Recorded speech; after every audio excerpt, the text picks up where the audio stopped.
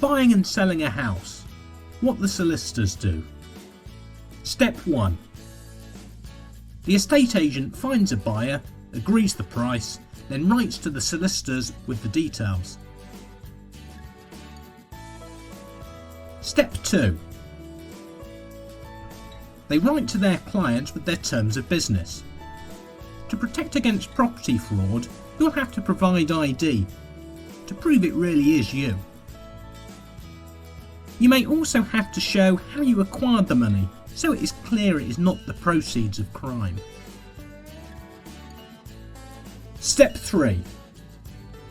If you're selling, you'll get some property forms to fill in, giving information about the property, such as if you've had new windows, an extension, or flood problems. You'll also fill in a form confirming what items you'll leave at the property.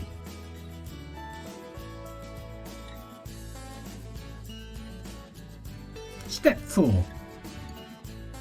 The solicitor for the seller sends a draft contract, the property forms, and a copy of the deeds to the buyer's solicitor. The deeds are usually simply downloaded from the land registry these days. Step 5. On receipt of the deeds, the buyer's solicitor will play detective, looking through the deeds and property forms and ensuring there are no discrepancies. They'll also check for any necessary rights of way you have over neighbouring land, for example a shared drive or a shared back lane. Rights that neighbours may have over your property, for example a right to use a shared path. Private agreements in the deeds that restrict you building things such as an extension.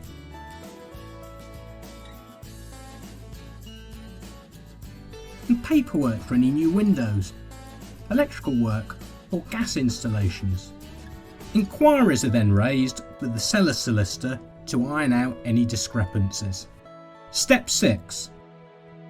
Next, there are 3 usual searches carried out by the solicitor.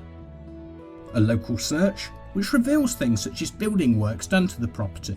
An environmental search, which reveals whether the property may be built on contaminated land. And a drainage and water search, which shows where the pipes run and confirms whether the property is connected to the mains.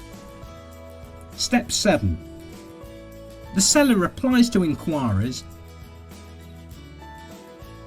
Then the buyer's solicitor sends a report to the buyers explaining the deeds and the paperwork. The buyers then sign the contract in readiness for exchange of contracts. Step 8. The moving date is agreed, called the completion date, and the solicitors call each other and exchange contracts.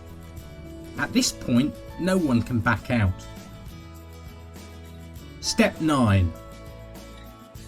On the day the sale completes, the purchase monies are sent via the banking system. Once it arrives with the seller's solicitor, the estate agent is called to say that the buyer can have the keys. This is usually around midday.